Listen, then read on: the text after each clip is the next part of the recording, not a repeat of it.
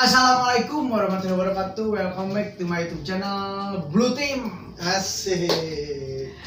Alhamdulillah, sekarang saya sedang berada di Jakarta Selatan. Betul. Di kediaman Base camp Rastamala Project. Dan hari ini, detik ini, malam ini, dan saya pun tidak sendiri. Dan alhamdulillah saya sekarang bareng dengan sang panutan idola Kang Bulls.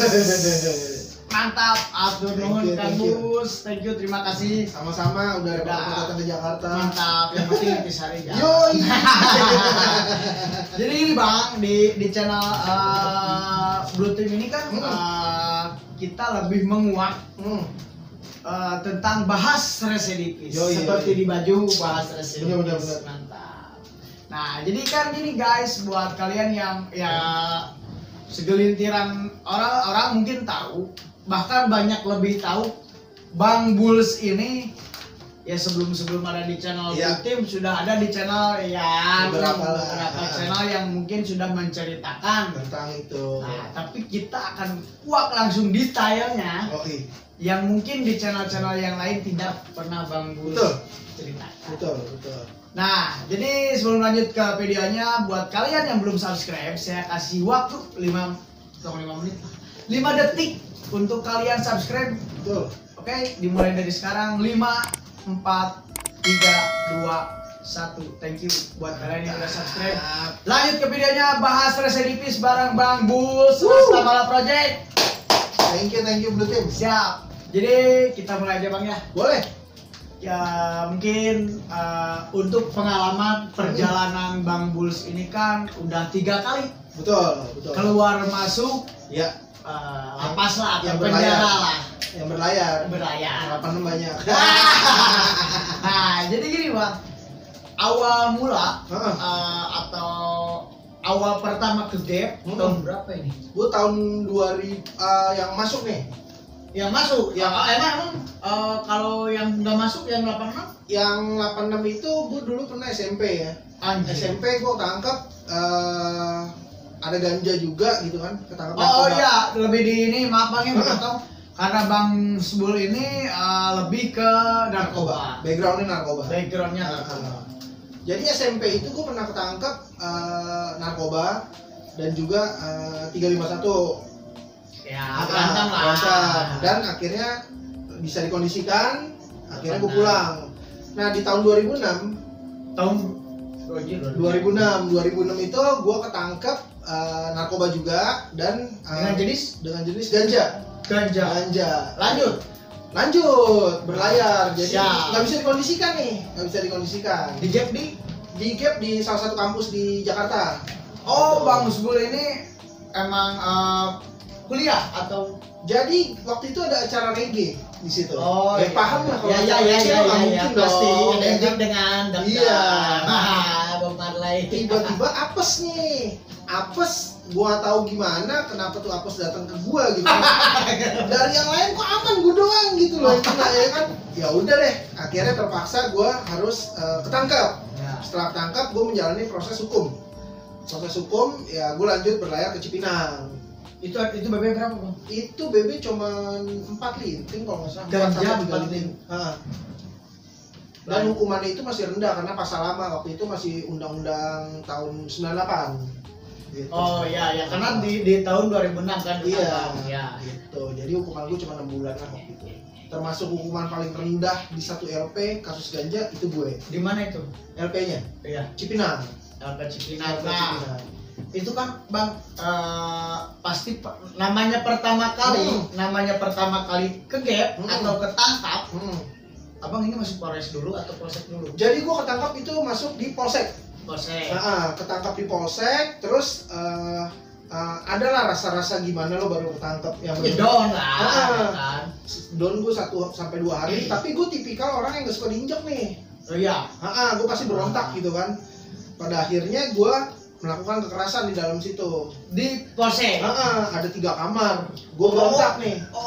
Polsek ada 3 kamar? 3 kamar. Kan minimal, kalau yang saya tahu 2 paling. Kalau gue 3. Ada 4 bahkan, 1 untuk perempuan. Cuman agak jauh tempatnya, kamarnya dari kita. Iya. Dari 3 ini gue nggak suka lah pokoknya intinya diinjek. Namanya gue anak baru, gue tahu gitu kan, tapi ya udahlah kita semua sama di sini gitu kan. Akhirnya coba ada yang mau inin gue berontak lah di situ. Gue berontak, gue ngelakuin perlawanan, akhirnya sampai dipercayakan, akhirnya gue mengendalikan 3 kamar itu gitu. RT ya, jadi pengurus. Nah, dari umur berapa itu Bang pas tahun 2006 itu? Umurnya gue lupa ya, gue kelahiran tuh tahun 85. 2006 tuh mungkin masih 19 kali ya, 19 kayaknya, kurang lebih umur segitu lah. Dan gue pas di dalam itu, pas masih di mana, masih di polsek itu, nggak tahu kenapa gue masih lagi berapi-api banget lah gitu. Gue ini bebas ya kita cerita ya, nggak masalah ya. Akhirnya gue melakukan kekerasan yang sampai ngilangkan nyawa orang nih. Gitu. Di tahun itu di polsek itu akhirnya menghilangkan nyawa orang, dan 3 kamar itu gue suruh berkoordinasi untuk kalau ditanya lu harus begini jawabnya, gue bilang gitu, daripada lu jadi korban selanjutnya gitu. Ya nggak sih? Jadi seolah abang yang mengkoordinasikan semua di 3 kamar itu. Gitu. Akhirnya menghilangkan nyawa seorang, terus lanjutlah gue akhirnya. Jadi ini yang naiknya narkoba apa sih? 338-nya ini? Iya, 338-nya nggak naik untungnya, karena kompak kita semua. Oh iya, satu nasib satu penanggungan. Iya. Naiknya narkoba. Naiknya tetap narkoba. Iya. Dan udah gitu gue sampai ke LP, yang menjalani proses seperti biasa lah. Kita menjalani di LP, yang tau lah hidupannya mungkin dibilang seru-seru karena pengalaman yang nggak pernah lo dapat sebelumnya. Dibilang takut, nggak mungkin lo nggak takut. Dibilang lo sedih juga sedih karena jauh dari keluarga, tapi ya lo harus menghadapi. Betul. Gitu. Lo harus hadapi kehidupan di LP. Caranya ya lo pelajarin sesuatu di LP tuh enaknya bagaimana ya, kayak gitu. Nah, jadi gini Bang, kita kan menguak tuntas gitu ya. Biar nggak ada cerita yang mungkin kelewat. Nah, jadi gini Bang, pas begitu tahun 2006 ini abang kan masuk polsek. Nah, begitu dilimpah, dioper ke Cipinang. Ke Cipinang kan pasti masuk karantina atau Mapenalin. Iya, betul. Nah, perasaan abang ini pas pertama masuk Mapenalin atau karantina ini gimana? Apakah ada rasa down atau gimana? Gitu? Jadi kebetulan pada saat itu gue nggak ngerasain yang namanya Mapenalin. Gue lewat jalan tol. Oh iya. Karena om gue salah satu kepala suku di situ.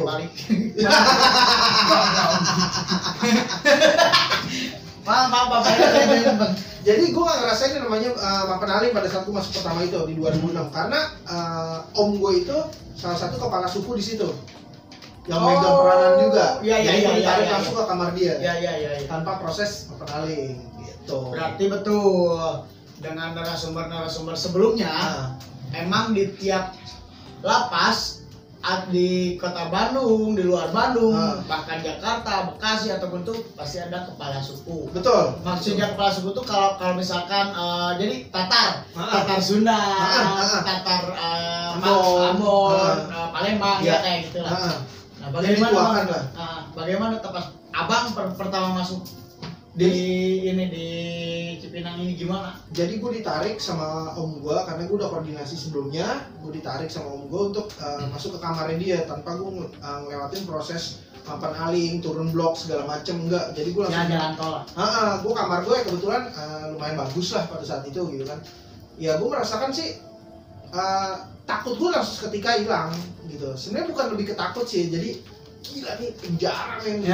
Ya. Apa sih yang lo pikirkan soal penjara pada saat itu? Serem dong pastinya. Iya, jelas. Lo akan digebukin, lo akan digini. Iya. Waktu itu gue tidak merasakan itu gitu. Oh enggak sama sekali. Enggak sama sekali gue merasakan itu. Mantap. Berarti abang ini di polsek berapa bulan? Gue di polsek tuh 60 hari. 2 bulan. Iya. 2 bulan. Dengan tuntutan bintang putus. Gue putus cuma 6 bulan. 6 bulan berarti cuma menjalankan 4 bulan. Jalanin 4 bulan kalau potong. Iya kan potong-potong masa tahanan. Iya, betul. Nah, selama 4 bulan ini di Cipinang ada yang bisa diceritakan, Bang? Kalau di masuk yang pertama ya, pengalaman gue sih mungkin karena gue sering lihat tawuran antar daerah ya, maksudnya antar suku gitu kan. antar blok, blok atau bukan di blok, kan suku. Misalkan suku A dengan suku B berantem. Itu pengalaman gue mungkin karena blok gue banyak orang-orang suku yang lebih sering bermasalah, jadi banyak kan kita lebih diserang sih gitu. Cuman kita buat pertahanan, tapi itulah serunya pengalaman di dalam. Lo nggak bisa nemuin itu di luar. Pasti. Iya. Dan orang luar pun nggak bakal mau nemuin pengalaman di dalam. Iya. Itu enaknya. Jadi dibilang seru-seru, dibilang gila ya gila sih, tapi ya udah enjoy aja, gue berusaha menikmati aja gitu, karena gue mikir ya udah, gue pikir om gue masih bisa handle gue kalau gue kenapa-napa gitu kan. Betul. Ya enaknya sih di situ kalau gue bilang. Berarti cuma 4 bulan lah. 4 bulan untuk iya. di tidur makan berak doang dah, ya kan 4 ya, bulan. kalau kata bahasa Sundanya, tempe oge can asak. Nah, jadi gini Bang. Awal pertama Abang masuk gimana perasaan orang tua Abang, keluarga Abang gitu. Yang ini kan masih di umur 19 betul, tahun. Betul. Gitu kan. Nah. Jadi kalau dibilang ini sih perasaan orang tua itu pasti kecewa ya. Kecewa karena anaknya ini akhirnya harus menjadi seorang residivis. Nah, betul. Narapidana gitu kan, dengan stempel yang nggak bakal bisa hilang. Ya. Gitu. Di masyarakat. Di masyarakat tentunya. Dia memang kecewa sih. Karena gue akhirnya ngelakuin hal yang mereka larang selama ini gitu loh. Ya pastilah, namanya orang tua. Iya pasti. Jadi kecewa lah intinya, nangis nyokap gue. Pasti. Gue pun nangis gitu, maksudnya gue gak bisa jadi anak baik nih gitu loh. Gue udah ngecewain mereka gitu. Jadi orang tua gue pada akhirnya mengurus gue untuk kepulangan gue lebih cepat, makanya gue dapat 6 bulan itu. Gitu. Nah, perasaan pulang pertama ini gimana? Berarti masih tetap di umur 19 dong pas pulang? Iya, masih di masa-masa itu kan? Masih. Nah.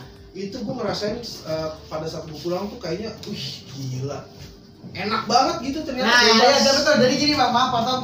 Jadi gini, kita yang pertama baru masuk pas pulang jadi ngerasa jago. Ya, saya udah tahu di dalam gimana. Nah, pasti ada gitu kan? Bener. Tapi gue nggak mau seperti itu. Gue nggak mau mentang-mentang gue keluar dari penjara, gue kayak seakan-akan yaudah, gue jagoan nih gitu. Ya, tahu medannya lah. Tahu medannya apa segala macem. Tapi gue cukup menceritakan ke teman-teman gue, di dalam seperti ini, dalam seperti ini gitu. Walaupun memang rasa ingin kembali itu ada gue pada saat itu. Beda. Yeah. Jadi tidak kapok, tidak merasa ada kapok untuk. Nggak ada gue kapok gitu. Karena penjara itu adalah cita-cita gue. Astagfirullahaladzim. Karena gini, seorang anak yang nakal kalau belum masuk penjara menurut gue belum afdol. Iya, belum nakal kalau belum penjara. Tapi tergantung kasusnya ya, jangan kasus yang stud, segala macam. Iya, jangan kayak gitu-gitu lah. Kenakalan remaja yang bener gitu kan. Itu dia. Jadi ya balik lagi sebelum gue masuk penjara itu, gue memang udah punya cita-cita untuk masuk penjara. Gitu. Garis bawahi dan jangan kalian ikuti. Jangan, karena itu bukan karena ngeri Bang, cita-cita masuk penjara ngeri. Iya, jarang sih ada orang kayak gitu. Ya cuma Abang. Sekarang tos dulu Bang. Intisari ya, lebih Intisari. Ya punya Intisari amat. Dutin di endorse sama Intisari. Amin. Ya enggak. Jadi gitu men. Pulang di 2006 dengan menjalani kasus 4 bulan. Iya. Nah, begitu Abang pulang, masuk lagi tahun 2007. Astagfirullahaladzim, maaf Bang ya, ini masa Sunda ya. Berarti cuma berapa bulan doang? Enggak nyampe setahun lah. Enggak nyampe setahun. 5 bulan pun enggak. Ya sekitaran segitulah paling gitu. Karena dengan kasus ganja sama lagi ditangkap di rumah teman gue gitu. Jadi digerebek lah rumah teman gue. Gue kena apesnya, ya udah gue masuk. Polsek yang sama? Beda. Polseknya beda. Dan lagi-lagi gue orangnya memang nggak suka ditindas gitu kan. Ya. Lagi-lagi gue melakukan hal yang pernah gue lakukan lagi waktu di polsek yang sebelumnya, tapi tidak sampai menyebabkan kematian gitu. Akhirnya gue menjalankan, masuk lagi ke Cipinang, ketemu teman-teman lama. Ketemu lagi kita men. Ya setelah 2007 itu gue hukuman gue lebih lama nih, nambah sedikit doang. Berapa? Jadi 1 tahun. Bebek? BB itu gua kalau nggak salah 1 empelan ya. 1 empel itu berapa? 1 paketan. Oh, gitu. 1 paket. Oh iya, berarti paketan berapa linting? Garis gitu kan. Enggak sampai. Berarti paket cepet ya masih zaman-zaman paket gocap, cepet iya, gitu ya. Pakai lah. Nah, di Cipinang kan? Cipinang. Karena mungkin Abang pernah di Cipinang dan ketemu kawan-kawan lama kan Abang keluar ini dan sampai masuk lagi pun tidak sampai 1 tahun. Iya, betul. Pasti kawan-kawan Abang pun masih ada yang masih, di sana. betul. Nah, betul. pas begitu Abang di sana kan 1 tahun itu kan? 1 tahun. 1 tahun. Gimana nih di sana? Teman-teman gue. Enggak, khususnya buat apa? Kalau gue sih justru enjoy ya, karena ini tempat yang udah pernah gue datang sebelumnya dan gue ngerasa nyaman di tempat ini gitu. Makanya pada saat gue masuk gue kayak dapat sambutan lah dari teman-teman. Iya. Wah, lu masuk lagi akhirnya gini iya. Jadi kebanggaan. Yoi, nggak betah di luar, ya gitu deh. Yeah. Akhirnya gue masuk lah, ketemu teman-teman lama, ngejalanin proses lagi, dan di situ gue mulai lebih gila lagi untuk konsumsi putau. Di dalam gue konsumsi putau tuh mulai. Di dalam konsumsi putau dan sempat ngalamin sakau yang mungkin menurut gue udah di luar batas kemanusiaan lah sakaunya gitu, yang tipis-tipis banget, udah wah kacau lah pokoknya, udah bener-bener lo kayak nggak bisa tahan gitu. Karena memang salah juga sih gue punya keputusan untuk pakai barang itu gitu kan. Tapi yang namanya di penjara, lo untuk ngelakuin melupakan hari-hari buruk lo kan, lo pasti harus ada sesuatu kan. Betul. Ya mungkin narkoba itu gitu loh. Dan kalau mau tahu kenapa narkoba bisa masuk penjara, lo tanya aja orang-orang yang bawa masuknya. Tuh. Ya, kan? Nah, betul. Jadi kan tadi saya sempat ngobrol juga sama Abang kan, banyak yang ngomongin botol narkoba masuk gini. Janganlah, silakanlah yang lebih berpengalaman. Jadi kenapa narkoba bisa ada di dalam atau botol dan lain-lain gitu kan? Sebenarnya ada sisi baiknya itu, kita bicara sisi baiknya aja lah. Sisi baiknya. Karena ya lu juga butuh hubungan sama keluarga lo di luar. Betul. Kayak begitu. Jadi gue nggak menyalahkan kalau lo bisa ada botol ataupun ada narkoba di dalam, selama gue nggak menyalahkan narapidananya, tapi gue menyalahkan instansi yang di depannya. Betul. Karena selama dia doyan duit, ya kan, harus digarisbawahi. Selama dia doyan duit, apa aja dilakuin untuk orang-orang di dalam. Ya, betul. Dan faktanya juga banyak petugas membantu orang-orang di dalam, jelas untuk itu sangat jelas. Untuk memasukkan itu semua gitu kan. Jelas. Berarti mereka doyan duit dong, ya kan kayak gitu. Gue nggak masalah sih selama pekerjaan itu buat lo bisa berguna, ya udah nggak masalah, tuh bukan gue yang dirugiin ini. Ya intinya kan berarti kan emang kalau sampai ketahuan ya berarti si piring goblok kan gitu. Bisa sampai kok bisa ketahuan sedangkan lo udah gue bayar sekian. Iya. Ya kan kayak gitu aja. Kalau ini masih tidak. Sidak juga kan dibuat formalitas. Buat laporan ke Kemenkumham. Ini ada sidak nih, ada nih BB-nya. Dulu zaman gue 2006, kalau sidak gunting kuku aja nggak ketemu. Gunting kuku. Iya, Kan tapi kalau tapi Iya. kalau tawuran itu pedang yang 1 meter aja bisa keluar. Nah itu kehebatannya di situ. Kehebatannya para, ya jadi kita orang bodoh masuk jadi pintar lah, karena kita bertemu dengan gembong sekali langsung ada di sana gitu. Dan juga kita tidak bisa pintar kalau tidak didukung oleh orang-orang yang ada di kantor di depan itu. Betul. Kayak gitu ya kan, karena kan mereka yang memberi ruang. Betul. Udah nggak apa-apa deh, nggak apa-apa ya, oke lo nggak apa-apa, penjahat lo nggak apa-apain ya, jadilah, jangan salah. Lo doyannya apa duit nih, gue kasih lo tutup mulut. Jadi kita yang ngatur mereka. Betul. Iya gak? Kayak gitu aja. 1 tahun di Cipinang dengan kasus yang sama. Ganja 1 tahun, dan mungkin cukup buat di Cipinang yang 1 tahun ini. Ada yang mau diceritakan lagi? Kalau itu mungkin datar aja sih. Jadi ya itu berjalur aja. Ya itu. Karena kita udah biasa lah. Maksudnya kita nggak ada yang istimewa, menurut gua ada yang istimewa. Nah, pulang berarti tahun 2007 atau 2008 ya, karena setahun ya. Pulang 2008 karena Bang kan 3 kali masuk nih. 3 kali masuk. Oh sorry, di 2008 itu 2007 itu gue beli remisi. Waktu itu remisi masih dijual. Remisi itu ternyata, nah ini balik lagi ke instansi pemerintahan ya. Jadi remisi itu bisa diperjualbelikan pada saat itu. Ya kan, kenapa gue bisa bilang itu? Karena gue pelaku untuk membelinya. Ya kan? Jadi kalau menangkap gue jangan nangkap gue, nangkap yang nawarin gue buat beli remisi. Betul. Nah kayak gitu. Jadi gue kenapa gue sampai beli remisi? Karena ada satu band dari Amerika pada saat itu yang namanya Incubus. Gue pengen banget nonton. Akhirnya gue pulang lebih cepat gitu. Ditawarin, lo mau gak remisi 15 hari? Berapa pak? 500 ribu pada saat itu. Ya udah.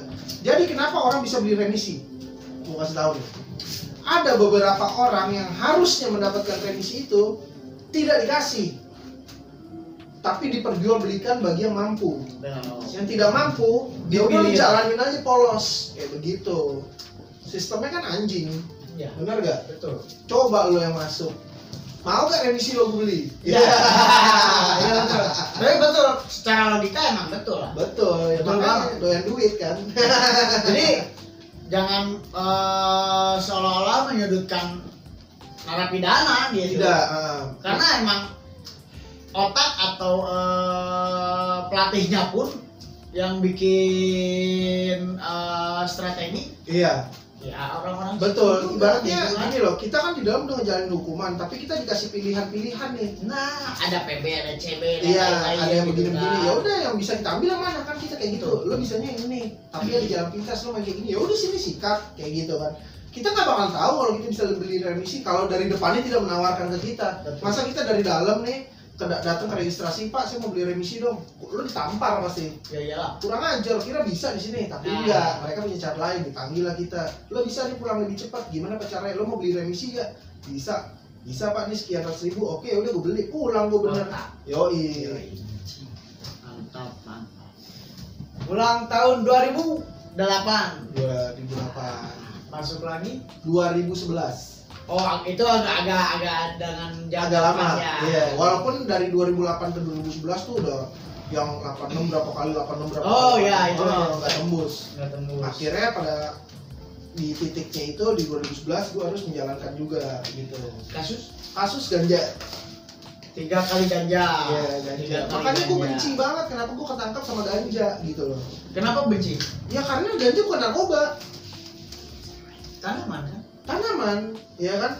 Tanaman yang bukan bisa dibilang dia tidak menyusahkan orang, tidak yang berdampak kematian gitu kan? Karena kan yang bicara itu berbahaya itu kan orang yang belum pernah coba, gitu loh. Ya enggak? Sekarang kalau bicara ganja itu merugikan segala macam, negara-negara yang lebih berkuasa dari kita melegalkan kan itu lebih gimana ya? Aneh aja buat gue gitu loh. Sekarang Amerika itu adalah negara pertama yang mencetuskan war on drugs. Tapi Amerika pun negara pertama yang melegalkan ganja, gitu loh. Tapi kenapa Indonesia nggak bisa ini? Ya bisnis, iya dong, kepentingan bisnis dong, ya kan. Sekarang kenapa nggak bisa? Sekarang kayak tadi kita sempat ngobrol, hukuman narkoba di Indonesia itu hukuman turunan ya. Hukuman turunan itu dari dua, dari Belanda dan Den Haag itu. Nah hukuman turunan kita tuh narkoba tuh dari Belanda, satu dari PBB. Ini gue bicara ganja nih ya, dan narkobanya. Sedangkan Belanda aja sekarang udah legal, bahkan udah ke tingkat rekreasional, bukan untuk medis lagi. Jadi lu bisa pakai di jalan gitu kan. PBB pun mencetuskan ganja di tahun 1961 itu dia bilang kalau ganja itu narkotika.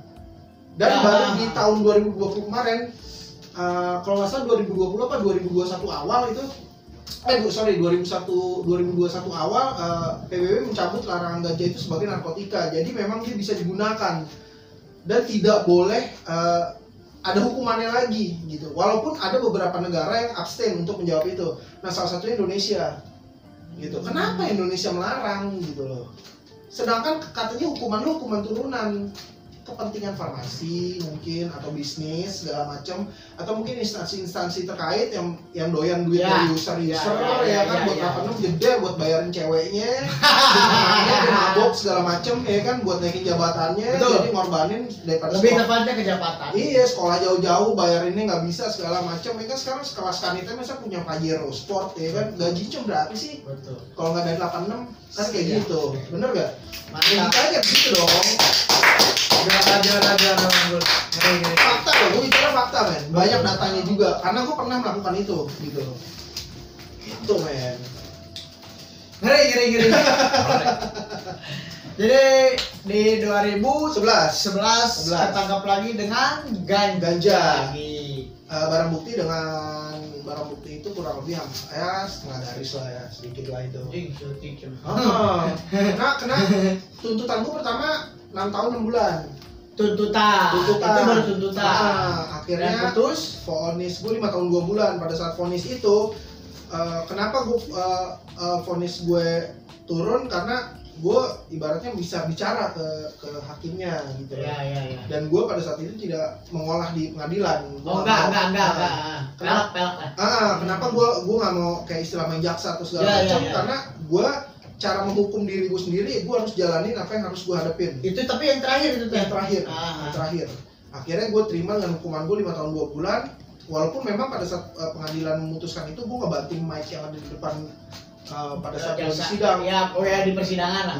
Gue geplak mic-nya nih, gue gak terima gitu. Sendiri, tapi sendiri. Oh ya. Gue gak pernah gue ngembet orang, intinya gitu. Mantap.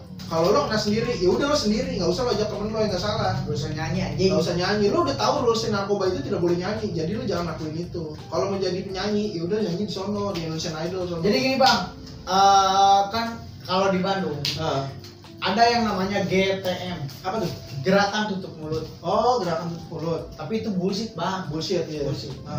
Daripada kita, ya sekarang kita ngobrol sharing tentang pengalaman saya pribadi lah. Gerakan tutup mulut. Itu bullshit bang. Kenapa gitu? Tetap udah di press muka. Nah itu dia balik. Tapi yang saya pribadi nggak ke temen. Kemana aja kan? Iya, kayu mati kan? Iya. Nah, lo buang-buang beda arah lah. Iya, kemana aja gitu kan. Jadi kita bikin pusing yang kita. Gitu. Emang harusnya begitu, gitu loh. Jadi si GTM ini tuh emang ada kalau untuk di Bandung. Untuk di Bandung gerakan tutup mulut. Tapi emang sih bullshit. Ya tergantung yang ketangkapnya gitu, tergantung dirinya. Betul, siapa gitu yang ketangkap gitu. Dan lo juga harus bisa jaga badan lo juga sih sebenarnya. Jelas, karena di press itu nggak enak bang. Nggak enak, tapi peler gimana bang? Sampai gosong lah ya selangkangan. Nah ini yang berapa itu? Itu di 2010-nya, gua ketangkap juga. Sama Bang Pice. Oh, itu lanjut? Enggak, gue 86. Oh, nah ini gimana? Jangan dulu jangan dulu yang ke 2010 itu ketangkap dengan barang ya lumayan banyak lah ya, sabu itu. Dan gue dipres habis-habisan, jadi mulut gue dimasukin koran, terus gue dilakban satu muka. Di London. Baru gue diikat, didorong kursi gue ke bawah, dibuka celana gue, disiramin air. Baru gue langsung di stromnya itu bukan pakai struman, tapi dari colokan langsung kaki itu langsung kabel telanjang ke badan. Kan gue nggak bisa tahu di mana gue mau di strom duluan. Betul. Kaki semua diajar, sampai biji gue tuh gosong men. Dan Bang Pici juga gosong juga, udah hancur-hancuran lah. Sempat gue mikir, anjing gue impoten ya men, gak bisa bergerak gitu kan. Wah kacau nih gue bilang. Tapi tetap di situ kita nggak buka mulut men. Mantap. Tetap gue akan pasang, ya udah begini ceritanya gitu. Walaupun memang barang buktinya tuh punya kita sih gitu. Tapi kan gue nggak bilang itu dari mana gitu. Gue tahan badan, ya itu mungkin rulesnya seperti itu gitu. Iya, kalau kita emang punya prinsip dan punya gue yang makin ngapain harus nyebut kayak benar gitu. Jadi kan. pesan buat teman-teman yang mau makin narkoba nih, kalau lu belum siap sama konsekuensi jangan sok-sokan deh. Betul. Gitu, jangan sok-sokan, mending lu duduk manis di rumah aja udah. Ya kan minum-minum intisari lu. Nah, jadi biar kalian tidak merasakan peler kalian. Iya, gosong. Gila lu kayak serabi kematangan tau. Lanjut bang, come on, kita lanjut ke 2011. 2011. Nah, soalnya ini di 2011 ada yang asik karena abang pernah dari 2011 masalah narkoba sampai ada kasus-kasus di Nah, itu gimana? 2011 itu termasuk yang paling terakhir dan yang paling menarik dari sebelumnya gue masuk dari 2006 dan 2007 itu. Yang paling menarik itu di 2011 karena gini, pertama hukuman lama dan kedua menurut gue lama ya, 5 tahun 2 bulan. Iya jelas itu bukan menurut lagi, emang lama. Walaupun banyak yang lebih lama gitu kan, tapi menurut gue yang biasa gue ngerasain bulanan dengan hukuman segitu gue lama gitu. Dan di situ pun gue ngelakuin kesalahan lagi. Di 2008 gue ngelakuin kesalahan satu lupa. Ada. Jadi gue sempat menghilangkan nyawa seseorang lagi di dalam. 2006 sama 2008. Gue menghilangkan nyawa seseorang di 2008 sempat. Polsek atau di dalam LP. Cipinang ini. Cipinang. Akhirnya dia terpaksa gue melakukan kekerasan sama dia karena ya dia agak sedikit batu lah. Iya. Akhirnya hilang. Nah ini balik lagi ke 2011. Di 2011 itu gue melakukan hal-hal yang mungkin nggak pernah gue lakuin di sebelum-sebelumnya gitu. Jadi yang berkesan di 2011 itu adalah gue pernah di CLT selama 8 bulan.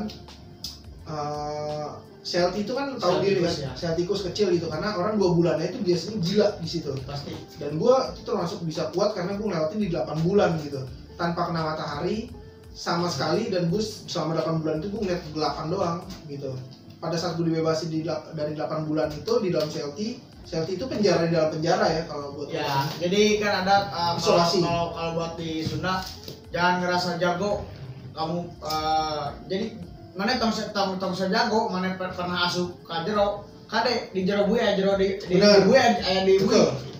Ada lagi itu namanya CLT. Ya. Nah ini di lapas mana? Lapas Cipinang. Oh, masih di Cipinang. Masih di Cipinang. Lapas Cipinang itu gua kena kasusnya waktu di CLT itu, jadi gue nusuk salah satu panglima dari salah satu dari salah satu tempat.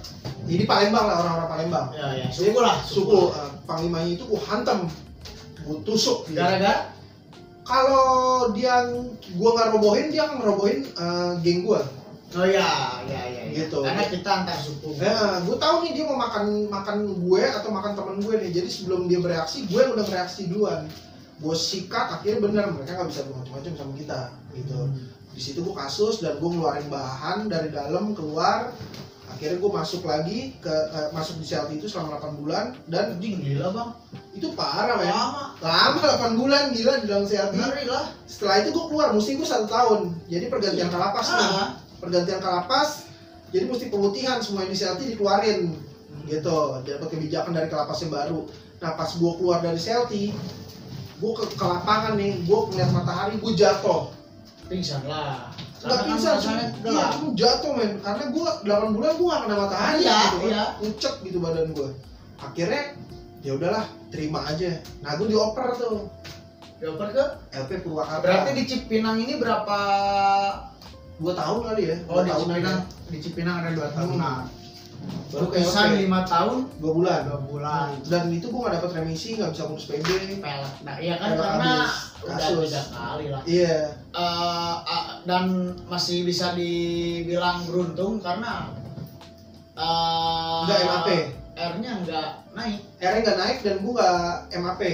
Oh iya. Jadi gue bisa tetap ngejalanin hukuman gue yang semestinya gitu. Ya. Walaupun gue nggak dapet remisi dan nggak bisa ngurus pembebasan bersyarat gitu kan, tapi nggak masalah, enjoy aja di dalam. Dioper ke Purwakarta. Jadi itu Purwakarta itu lapasnya kecil banget, sangat kecil, dan di situ pun gue nggak duduk diem ya. Kita sebagai orang Cipinang akhirnya mengontrol di dalam. Ya.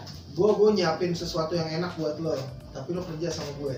Itu pas dioper abang sendiri atau ada beberapa orang? Beberapa orang yang minimal 20 atau ada segitu. Ya, segitu. Dioper langsung ada abang gitu kan.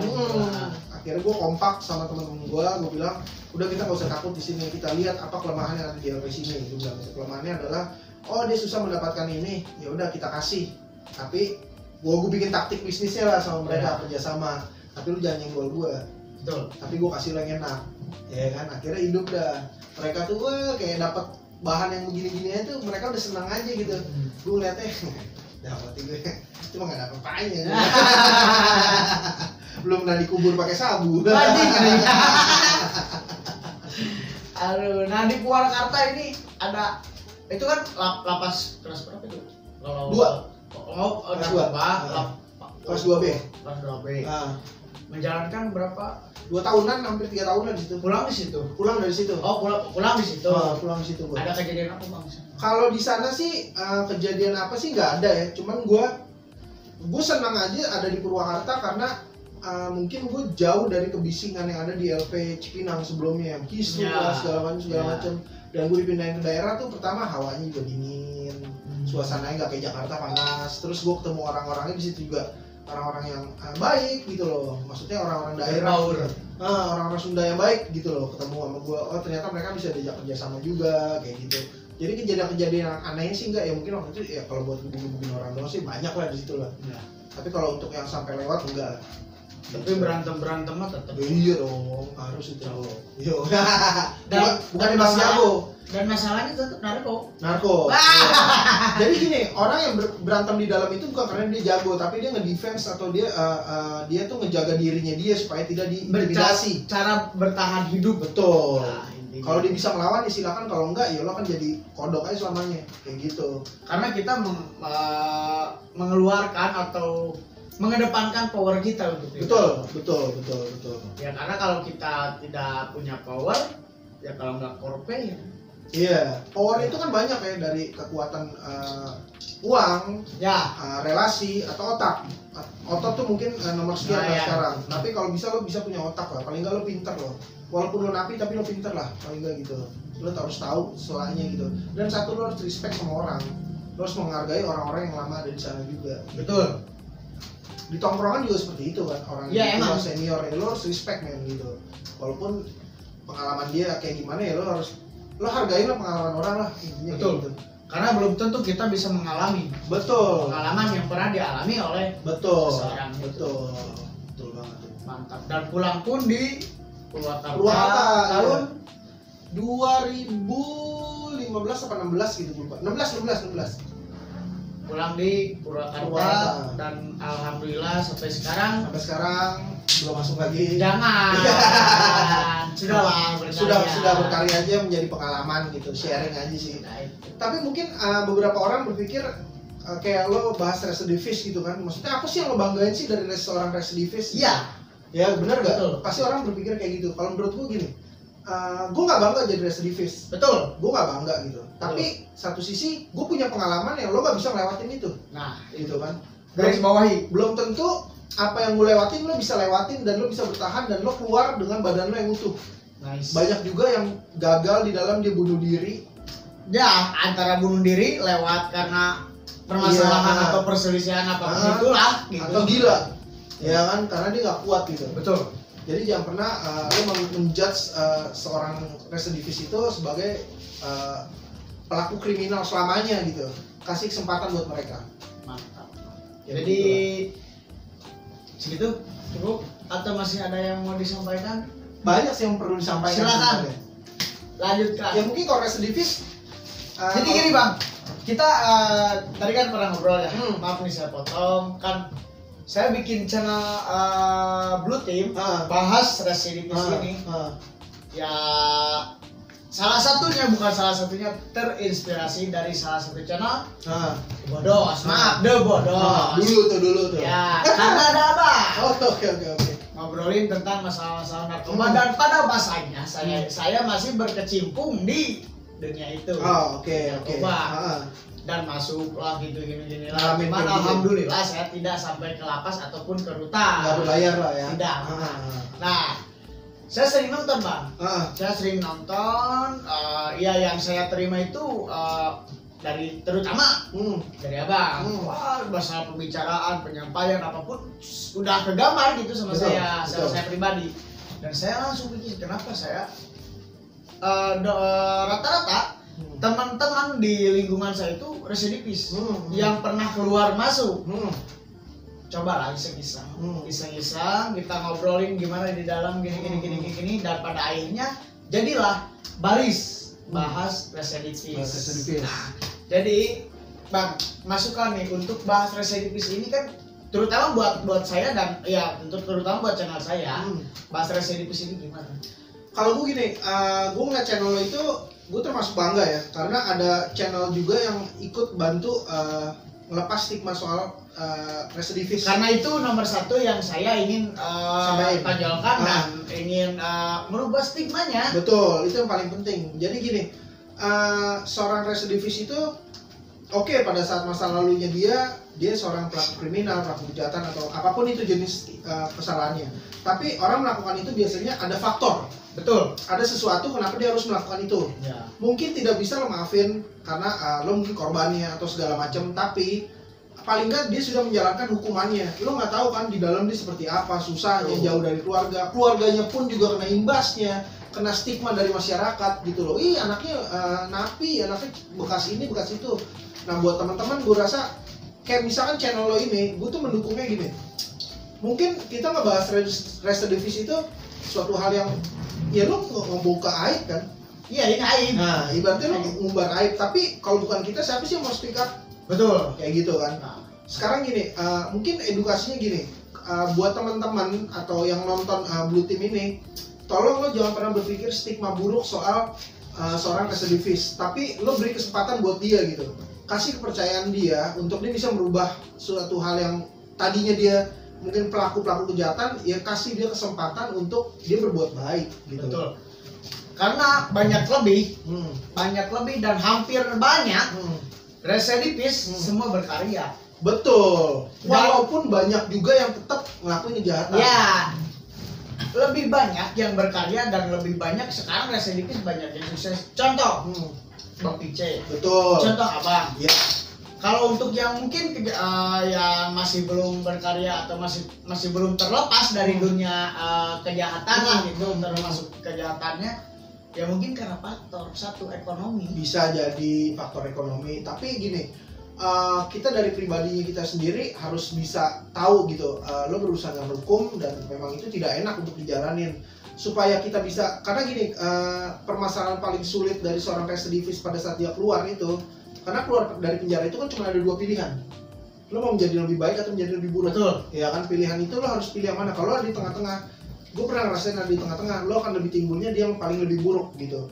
Jadi buat teman-teman mungkin kalau seorang residivis pada saat dia keluar janganlah dijauhin. Betul. Gitu lo, kasih support ke dia. Karena kebanyakan begitu ada teman kita yang keluar, bukannya kita merangkul, malah kita takut. Betul. Bahkan kita jadi bukan segan, jadi kita nggak mau main lagi sama dia, takutnya terbawa lagi atau terajak atau ya stigma itu. Nah makanya saya bikin channel ini ingin merubah stigma narapidana khususnya residivis yang pernah masuk menjalankan kejahatan yang mengalami masuk ke dalam atau gimana, biar masyarakat itu tidak berpandang ya sebelah mata lah karena ya yang tadi saya bicarakan 1000 kebaikan. Iya, benar-benar. Tutup dengan satu keburukan. Satu titik doang gitu padahal.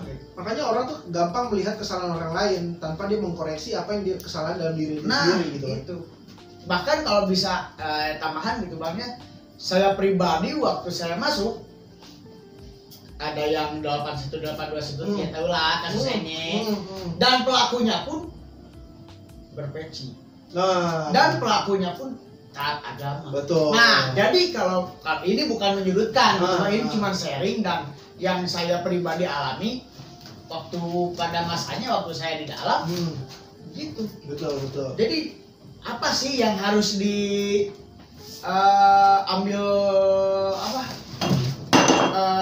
yang harus diambil buruk dari masyarakat untuk si residivis ini? Padahal kan dia udah menjalankan juga gitu. Maksud gue gini, memang buat si pelaku residivisnya ini pun pada saat sudah dikasih kesempatan sama orang-orang gitu, lo juga harus bisa membalikan trust lo, kepercayaan lo pada masyarakat. Karena rasa kepercayaan lo pada masyarakat itu memang hilang gitu. Nah, itu. Orang tuh rada ragu sama lo, tapi itu lo jangan pernah berhenti ngebuktiin kalau lo bisa lebih baik gitu loh. Intinya lo tetap berkarya, apapun yang lo lakuin aja asal tidak merugikan orang lain. Tapi apapun yang lo lakuin, yang paling penting kuncinya adalah lo harus senang dulu sama diri lo sendiri. Jangan lo fokus sama senengin orang lain kalau diri lo nggak senang, kayak gitu. Mantap. Iya gak? Mantap. Bener dong. Bener mantap. Terima kasih Bang Bus. Mungkin untuk terakhir edukasi, ada pesan-pesan positif, pesan-pesan moral untuk penonton Blue Team yang masih berkecimpung di dunia bicara narkoba nih ya. Bicara narkoba. Mungkin buat teman-teman atau penonton dari Blue Team ini yang masih mengkonsumsi narkoba atau lo masih jadi user, saran gue ya lo lanjutin aja gitu. Karena gini, kalau kita nasihatin orang yang lagi jatuh cinta, itu akan susah. Betul. Lo akan nemuin titik jenuhnya. Nanti lo akan nyesel, baru lo bakalan bisa tobat gitu. Tapi buat teman-teman yang lagi berjuang buat berhenti, lakuin. Ingat, lo pertama harus jauhin lingkungan lo yang ngerasa diri lo itu terganggu dengan lingkungan itu. Ya, karena lingkungan yang lebih tepat. Benar. Kedua, lo harus fokusin pikiran lo. Lo harus bikin capek otak lo sama kegiatan-kegiatan positif. Jangan sampai ada selak sedikit pun yang bikin lo pengen boku lagi. Dan niat lo berhenti harus lebih besar daripada niat lo mau beli lagi. Betul. Itu paling penting. Semuanya dari diri sendiri. Percuma lo masuk rehabilitasi, karena rehabilitasi itu adalah cuman proyek bisnis pemerintah. Bener, karena gini, orang rehabilitasi, lo pemakai narkoba harus direhabilitasi. Lo tau dari mana Pak? Tuh orang habis direhab dia bakalan sembuh. Ya, lo juga ya, betul Ya. Bang. Saya setuju. Karena saya pribadi punya teman yang waktu ya tahun-tahun kebelakang ada yang kena, bahkan mengeluarkan uang lebih dari harusnya 86, masuklah ke rehabilitasi, malahan lebih besar pengeluarannya dan itu nggak ada jaminan lo berhenti kan? Iya, makanya dari itu kok buat apa kacau jadinya ya. Gitu. Kalau masukan gue buat rehabilitasi, panti rehabilitasi ya. Jadi gini, yang dibutuhkan sama seorang user itu bukan penyembuhannya apa segala macam. Dia bisa kok sembuh sendiri gitu, mentalnya dia bisa sembuhin sendiri. Tapi pada saat dia keluar itu dia ketemu dunianya yang benar gitu. Kalau di rehabilitasi mungkin ya lo nggak ada barang, lo ketemu orang-orang yang sehat. Tapi pada saat dia keluar, apa sih yang mesti lo lakuin? Betul. Nah, caranya kalau menurut gua, lo kasih dia pekerjaan gitu loh, pekerjaan sosial. Lo jadi tukang fotokopi aja di kecamatan, segala macam selama berapa bulan. Jadi bikin otaknya fokusnya pekerjaan buat hal positif. Kalau lo lepas gitu aja, ya udah dia akan balik lagi. Makanya jangan dijadiin bisnis. Kalau emang niat mau sembuhin orang, sembuhin bukan karena duit, kayak gitu. Benar nggak? Mantap. Pesan-pesan positif dari Bang Bulls mungkin buat saya pribadi terima Bang. Alhamdulillah. Mantap. Jadi bukan buat saya pribadi aja, mungkin buat kalian juga yang nonton bisa digarisbawahi tadi pesan-pesan positif dari sang idola Bang Bulls.